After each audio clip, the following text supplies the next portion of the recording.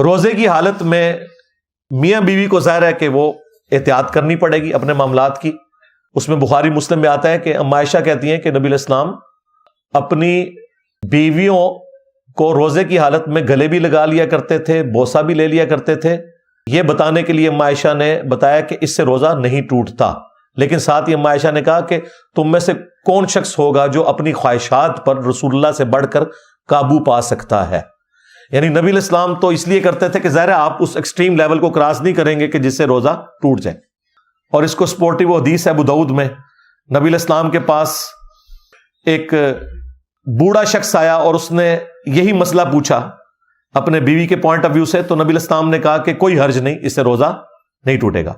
لیکن تھوڑی دیر بعد ایک جب جوان شخص آیا تو آپ نے فرمایا کہ تمہیں اس چیز کی اجازت نہیں ہے. لیکن یہ اجازت نہ دینا حرمت کے درجے میں نہیں ہے, ذہن میں رکھیے گا. اگر کوئی شخص اپنی خواہشات پہ قابو پا سکتا ہے تو اس کے اوپر کوئی شرعی گرفت نہیں, اس چیز سے روزہ نہیں اس کا ٹوٹے گا. منع اس لیے کیا گیا کہ کوئی ایکسٹریم لیول پہ نہ چلا جائے کہ وہ روزہ توڑ بیٹھے اور پھر 60 روزے اس کے گلے پڑ جائیں. ایک نہیں نبھا سکا اور 60 پھر کیسے رکھے گا مسلسل, تو یہ ایک مشکل کام ہو جاتا ہے.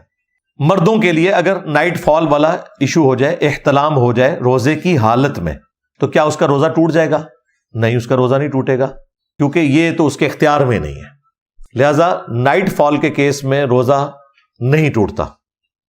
اگر عورت کے مینسز شروع ہو جائیں, یعنی وہ پیریڈ شروع ہو جائیں, تو کیا اس کا روزہ ٹوٹ جائے گا؟ جی, اس کا روزہ ٹوٹ جائے گا. اس کی وجہ یہ ہے کہ بخاری مسلم میں حدیث ہے, عائشہ سلام اللہ علیہا کہتی ہیں کہ نبی علیہ السلام ہمیں حالت حیض میں چھوڑے ہوئے جو روزے ہیں ان کی قضاء کا بعد میں حکم دیتے تھے, اور نمازوں کی قضاء کا حکم نہیں دیتے تھے. یعنی پیریڈز میں جو نمازیں چھوٹتی ہیں وہ ظاہر مشکل کام ہے, پھر وہ 35 نمازیں بن جائیں گی, وہ اللہ تعالیٰ نے عورتوں سے معاف کر دی ہیں.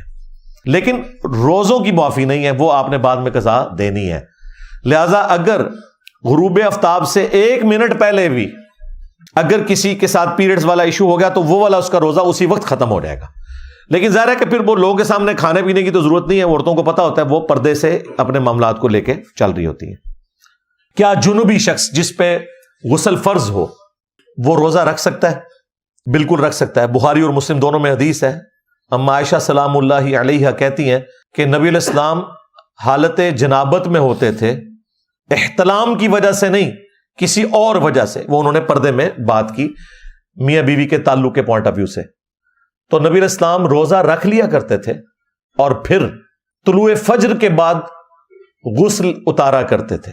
یعنی آپ اگر اٹھے ہیں سپوز 4:45 بجے اور آپ کو پتا ہے 5:10 پہ ختم ساری ہے, اگر میں غسل کرنے گیا تو میری ساری رہ جائے گی, تو کوئی ضرورت نہیں غسل کرنے کی, تسلی سے سحری کریں, اس کے بعد آپ غسل اتاریں.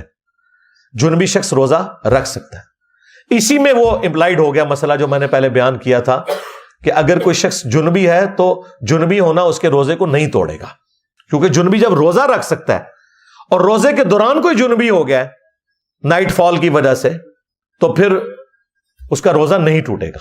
البتہ اگر کوئی جان بوجھ کے ایسا معاملہ کرتا ہے, خواہ وہ ازدواجی تعلق کا ہو یا کوئی انفیئر مینز کو یوز کرے, میں وہ انورٹڈ کامز میں ایک ذرا پردے میں گفتگو کر رہا ہوں, دونوں صورتوں میں اس کا روزہ پھر چلا جائے گا. سیدھی سی بات ہے. روزہ کن کاموں سے ٹوٹتا ہے یہ تو کچھ ہم نے ڈسکس کر لیے, انہیں سم اپ کر لیں. نمبر 1, جان بوجھ کر کھانے پینے سے روزہ ٹوٹ جائے گا. نمبر 2, جان بوجھ کر میاں بیوی کا تعلق قائم کرنا, وہ روزہ توڑ دے گا. اور نمبر 3, وہ اسپیسیفکلی عورتوں کے لیے ہے کہ جب ان کے پیریڈ شروع ہوں گے آٹومیٹکلی ان کا وہ روزہ ٹوٹ جائے گا, لیکن وہ روزہ بعد میں قضا کریں گے, یہ وہ گناہ والے زمرے میں نہیں آئے گا. اور نمبر 4, اگر کوئی شخص غلط طریقے سے, یعنی مردوں کے لیے میں بات کر رہا ہوں, مسٹربیشن والا ایشو کرتے ہیں تو ان کا روزہ بھی ٹوٹ جائے گا. اگر کوئی روزہ توڑ ہی بیٹھے تو اس کا پھر کفارہ کیا ہوگا؟ تو وہ بخاری اور مسلم میں رپورٹ ہوا ہے کہ اگر کوئی شخص میاں بیوی کے ازدواجی تعلق کی وجہ سے روزہ توڑ بیٹھا ہے تو اس کا تو بڑا سخت کفارہ ہے. ایک غلام کو آزاد کرے گا جو آج کل آبسلیٹ ہو چکے ہیں, اب تو غلام نہیں ملتے. ادروائز 60 روزے رکھے گا, 60 روزے نہیں رکھ سکتا اور وہ بھی مسلسل رکھنے, تو 60 مساکین کو کھانا کھلائے گا. اور ظاہر ہے یہ اس کے لیے جو بیچارہ افورڈ کر سکتا ہے, جو نہیں کر سکتا صرف توبہ کر لے کافی ہے. تو یہ کفارہ. اس کے اوپر امام بخاری نے باب باندھا ہے کہ اگر میاں بیوی کے تعلق کی وجہ سے روزہ ٹوٹے تو اس کا یہ کفارہ ہے. بیسیکلی امام بخاری نے حنفیوں کا رد کیا. حنفی ہر مسئلے میں جس میں آپ روزے کو توڑ دیں گے وہ یہی کفارہ بتاتے ہیں. یعنی اگر کوئی جان بوجھ کے کھا پی لے نا تو وہ کہتے ہیں وہ بھی 60 روزے رکھے گا, جبکہ یہ کفارہ صرف اس معاملے میں تھا. اور میرا موقف بھی امام بخاری کے ساتھ ہے. کھا پی کر روزہ توڑنا اور اس طریقے سے توڑنا زمین و آسمان کا فرق ہے. اس میں پینلٹی واقعی ہونی چاہیے. اس میں تو چلے کوئی کسی کے ساتھ کوئی ایسا مسئلہ ہو سکتا ہے, کوئی مجبوری ہو گئی, کسی کے اوپر کمزوری طاری ہوگی, اسے روزہ توڑنا پڑ گیا, مجبوری میں تو خیر ویسے بھی الاؤ ہے, اس کی سزا وہ نہیں ہوگی. جان بوجھ کر کوئی کھا پی لے تو اس کے بارے میں قرآن و سنت خاموش ہے کہ وہ کفارہ کیا ادا کرے گا. البتہ المصنف ابن ابی شیبہ میں سعید ابن جبیر تابعی اور سعید ابن مسیب تابعی کے اقوال ملتے ہیں کہ اگر کوئی شخص جان بوجھ کر کھا پی کر روزہ توڑ لے تو وہ توبہ کرے گا اور تھوڑا بہت اللہ کی راہ میں صدقہ اور خیرات کر دے جو اس کی توفیق ہے, اور اس کے بعد بدلے میں ایک روزہ رکھ لے. اسے وہ 60 روزوں والا جو پینلٹی والا معاملہ ہے اسے وہ نہیں کرنا پڑے گا, اس کا یہ معاملہ ریزالو ہو جائے گا کہ کھا پی کر روزہ توڑنے کا کفارہ ڈیفرنٹ ہے اور ازدواجی تعلق والا کفارہ ڈیفرنٹ ہے. اور اس میں اب اجتہادی مسئلہ ہو جائے گا کہ اگر کسی نے ماسٹربیشن کے ذریعے روزہ توڑا ہے تو اس کے اوپر 60 روزوں والا تو حکم لگانا ایک بہت ایکسٹریم ہے. اس کے لیے بھی صرف توبہ اور ایک روزے کا کفارہ بعد میں ادا کرنا ہوگا. کہ جو پریگننٹ حاملہ عورت ہے اور دودھ پلانے والی عورت, اس کے روزوں کا کیا مسئلہ ہوگا؟ قرآن حکیم میں تو اللہ تعالیٰ نے 2 طرح کے لوگوں کو اجازت دے دی کہ وہ روزے بعد کی دنوں میں گنتی پوری کر لیں جو چھوڑیں گے. نمبر 1 مسافر اور نمبر 2 مریض.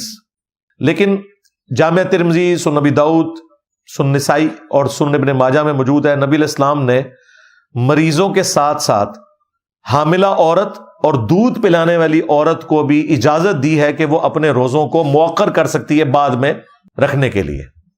تو یہ بہت بڑی آسانی ہے. اور اسی میں ایک کرٹیکل مسئلہ جڑا ہوا ہے. ایک عورت پریگننٹ تھی, اس کے روزے چھوٹ گئے 1 سال کے, پھر 2 سال تک وہ دودھ پلاتی رہی, 3 سال کے روزے چھوٹ گئے, پھر وہ پریگننٹ ہو گئی, یہ تو عموماً ہو جاتا ہے, پھر 1 سال کے روزے کے, پھر 2 سال تک دودھ پلاتی رہی, پھر اگلے 2 سال کے, یوں کر کے 5 7 8 9 سال کے روزے اس کے جمع ہو گئے. تو اب 8 9 سال کے روزوں کی قضا تو ایک مشکل معاملہ ہے, اور یہ کوئی تھوڑے روزے نہیں ہے, 30 روزے اس کے چھوٹ رہے ہیں.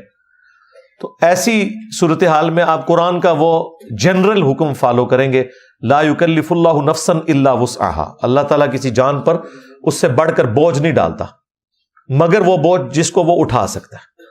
تو اس کے تحت پھر وہ عورت جو ہے فدیہ دے دے, اسے روزے رکھنے کی ضرورت نہیں ہے. ہر روزے کے بدلے 1 وقت کا کھانا مسکین کو کھلا دے یا اس کے ایکویلنٹ رقم دے دے, تو وہ چونکہ ایک پرماننٹ مریض والی اس کی کنڈیشن ہو گئی نا اتنے سالوں تک, تو اس کے لیے قضا کرنا یہ ایک مشکل کام ہو جائے گا. اس میں پھر اس کو اجازت ہے.